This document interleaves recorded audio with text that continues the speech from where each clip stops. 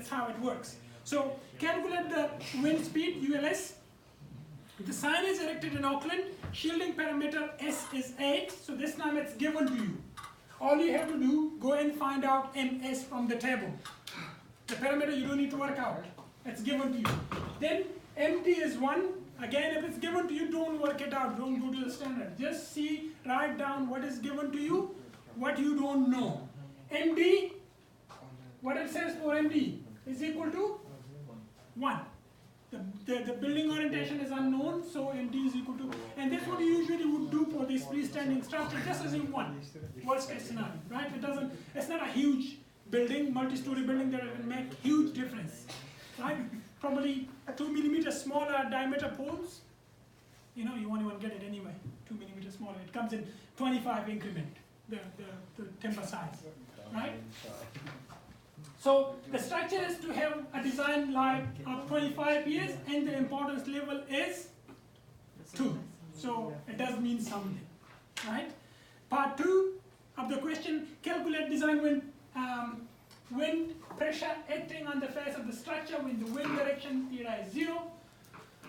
C dynamic is 1, KB is 1, V design is equal to V site. MD was conservatively taken as 1. Right? So we don't need to worry again. So we have to find out the pressure on that structure. And then the last bit is again based on your first principles that you have learned over the last 1.5 years leading to this class. Calculate the total ultimate limit state wind force resulting from B above and associated with the total overturning moment. So all you have to do, find out the wind force on one of the pole and then the overturning moment. Should be simple. And then it says something. Note that the ground slab can be assumed to provide rigid lateral restraint to the pole such that the maximum overturning moment will occur at ground level. Right? That is something you will find out what this means when you get some experience, when you're designing retaining walls, designing big poles, So this is something you have to do with ignoring the first, usually it's 1.5 times the diameter. So when a pole go to the ground, let's say that's the ground, because the ground need to resist. So when this is pushed, so there, the first, that length there, 1.5 times D, which is diameter of that is D.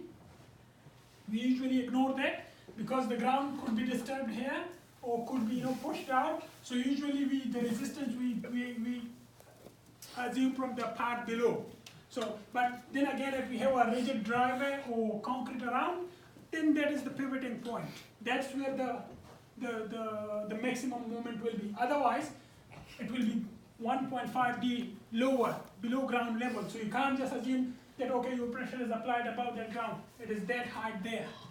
So of course your force is here, so now you have to consider this height, right?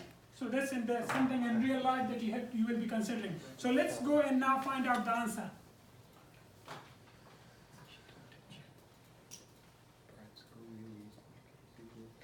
Still one,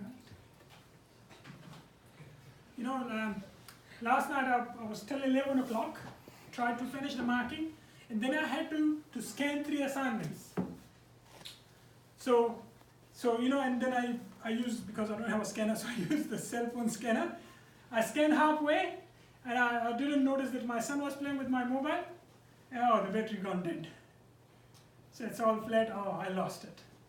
Anyway, that's more than half an hour work. Then in the morning again, I wake up early, start scanning again. So I had to leave early for work, and I scanned it halfway, and then it was giving me the warning that my cell phone memory is full. And I lost it again. Because that Adobe scanner in the cell phone, it was somehow giving me error, and it didn't save. So then I had to start again. Sorry, damaging your assignment. I had to scan it 3 times. The pages. So the 3rd time I had to delete something from the phone and make sure it doesn't happen again. So by the time it took me 1 hour to scan it. So then I was like, oh, that's why I'm a bit careful that I hope I haven't copied the model answer for this here, double checking. Never know. It's okay if you have some. Yeah, you can't see it. Okay. So exactly the same as the previous question, previous exam, writing the numbers, and then, okay, design life, annual probability of exceedance, importance level, wind region, that will give me 1 mark. Then regional wind speed, because annual probability of exceedance is 1 to 250, that will give me V250, and that's 43, that's come from the table. Another 0.5 marks. And then the terrain category, whatever the terrain category is, based on that, NZ cat is equal to that. We just simple calculated. Shielding parameter, the shielding parameter is given. MS comes from this table by simple interpolation, that's it. And that's another mark. Then topographic multiplier, all you have to do is write it here. Right? So when you write it, you will get that mark. If you don't write it, you don't get it. Simple as that. Right? And then side wind speed. So the side wind speed, the formula, that's the side wind speed. And that's another 1.5 mark. Going to question part 2. The first part was, because this is given to you, design wind speed is equal to side wind speed. Then the formula. Then CFIC, this comes from Appendix D. We don't need to worry about section 5 anymore. We go to Appendix D. So from there, CFIC is equal to CP NKP, and we have to B over C, C over H, and then that's CPN that comes from table D4, D4A, and that's how I get to, I calculate CPN. Maybe you just send the limits and you just get the number, or maybe it gives you, okay, your BC and CH ratios are such that you have to use the formula, but using this formula it could be a bit painful. Make sure you plug in the right log, you calculate it as in the right log format, otherwise it could give you the wrong answer. And worst case scenario, you running out of time, just write 1.3, I may still give you like, okay, 80% of the mark for that point there. Point, maybe cutting 0.2 marks, but still, that part is only like 0.0 something, that part. It's not too much. So then that's how we work out the CFIG, and then there's the pressure. Simple as that. We don't need to do all the fancy tables. Just get into the ultimate limit state pressure stat, just like in one page we are done. So when that's done, that's 6 marks, then we go to the last part. In the last part, okay, what is the width? Width of the board, height of the board, and E, that's from the bottom of the pole to the center. So if I go back to here, so you could do it 2 ways. You could either convert it to a pressure, to a force. So half of this force is coming and acting at the middle here. That's one way. And then the moment will be that force times this. That's your E. That's one way of trying to find out the rotating moment. The second way, you find out the UDL and this, and the simple UDL times this distance, time this. Which again, you're coming back to that force. So that's this. What I have done, I have converted to a UDL. Right? And then N design equal to WU. C is the width, the height of the signboard, right? Again, this become like a point load at the middle of the signboard, and then E is the eccentricity from the center of the board to the bottom of the pole. It's just that high, and that's how it gives you the moment. And then the shear force. Shear force is simply equal to that point load, right? And that's it, that's the end of the question. Question 2. Question 2 was to do with the steel. Slightly different than the previous one. This time you have a fixed end beam. So again, this one here, you will have it is a case that you can apply for alpha M, right? So what you have to do, I'm not going to spend too much time on that. The G is given, all the loads Q is given to you. So all you have to do, it says calculate design shear force in the beam for load combination 1.2 G plus 1.5 Q. And then design the UV steel beam.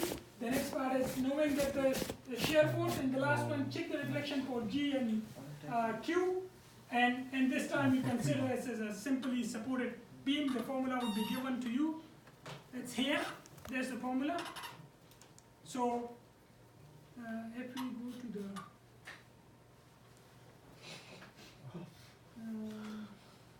so if it's something like given to you like this, you just assume it as simply supported and use that equation. Don't worry about the bending moment diagram. But so just use that. If it's or either the equation might be a different one, right? So let's go to the example.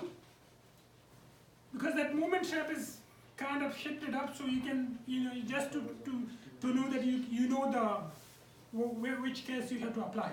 So G is that, Q is that, and then 1.2 G plus 1.5 Q. This one you don't need to calculate. This one is given moment. And then the shear force you can calculate. Shear force is irrelevant of the fixities unless you have one end fixed, another pin. Right? Then the fixed end will attract more shear. Otherwise, if it's both fixed, then it's exactly the same as simply supported. Then, and here, last year I have corrected it. I have done the section capacity first, but day before I did all those effective lengths and things. So section capacity, 2 marks. Member capacity, for member capacity we have to find out the effective length. Effective length again, KL, KT, KR. In this case, the joists are supported on top of the thing, so it's 1.4, and KT is 0.7 because both ends has rotational stiffness. Right? Because they fix both ends. So it does mean it does have rotational stiffness. It's fixed. So when it's fixed, it's 0.7. And then it gives me the effective length of 8.82. Then the slenderness coefficient, which is alpha S, it comes to 0.72, simple interpolation, no magic. Then this time I have a fix. So I have two equations. If you go to do you want me to go to the standard and show you? Because so we have two equations. Right? So one is this one here, which is the mid-span moment, and then this one here, that's the end moment.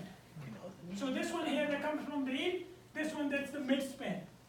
And then we just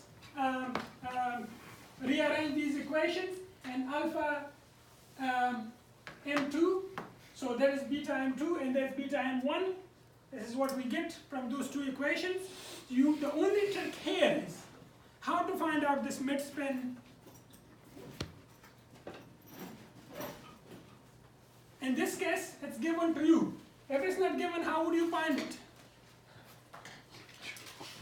How would you find it out?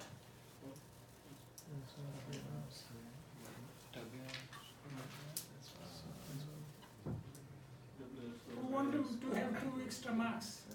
WL squared minus the top. Yeah. Then What if the two moments are different? you go the long way.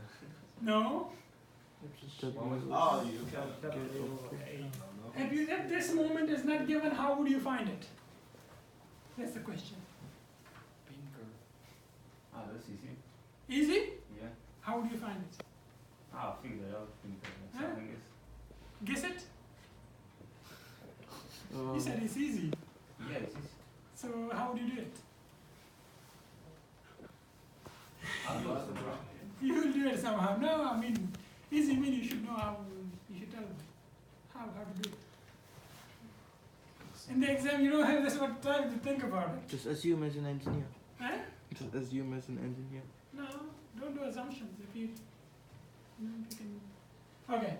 WL squared minus. It's simply this whole parabola is WL squared, but we just have shifted it up. Right? So it's minus, right? Let's say if these two moments are different stiffness. You had another beam on this side which is stiff, attract more load. So you average the two. Put a line, and from the middle, minus the WL squared by 2, that's your mid-span moment. That's how would you do it. Average the two, less WL square divided by 2. This would be your mid-span moment. That's how you find it out. You can do it now, Pedro? Yes. Oh, come on. So we rearrange these two equations. Beta m1 is equal to 0.49 and 2 is equal to 0.66. Now they both are in this range here. You know that they're both less than 0.75, so we have to use this equation. And to use this equation, I have to use the minimum of the two. Minimum or maximum, I don't know what I have done. I think it's the maximum. Or maybe it should be minimum. Alpha m is the minimum of alpha 1. Sorry, I have done alpha 1 and 2 separately. Yeah. So see that and that, and it should be the minimum. I should be using the minimum, not the maximum of the two cases. So that's what I have done here. I have used the minimum, and then make sure you do this check to be less than 1. If it's more than 1, we just use 1, and it's equal to section capacity. So in this case, it's not good. We change the section, then we just do the alpha s. We don't need to do the alpha m again. It's exactly the same. The only change is alpha s, and this time it's okay. The next is shear capacity. Again, if it's less than 75%, you don't need to do all this other formula. Just equal to VVM. That's it. Then deflection.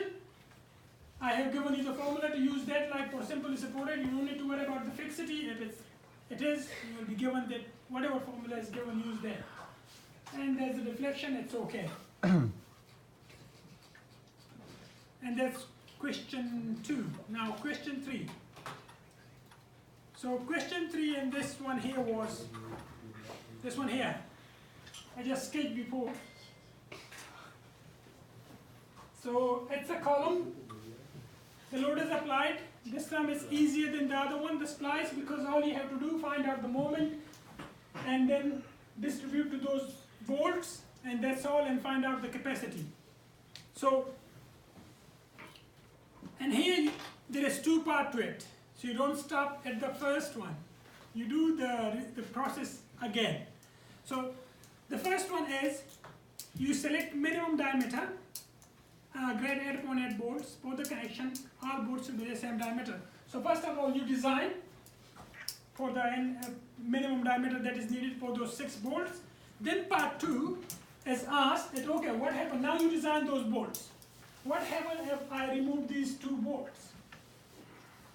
What happened? So that is what you have been asked, and then provide the recommendation. That what is the recommendation? If the connection capacity is not adequate, what is your recommendation?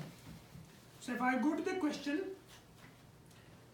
so the first simple thing, number of bolts, design load, eccentricity, find out the moment, eccentric moment, simply turn the axial load time the distance. Then Fy, that's the normal shear or direct shear, that's the N design divided by number of bolts, that's equal to 20. By inspection, the worst case bolt is the top right corner. Top right corner, that's the worst case bolt.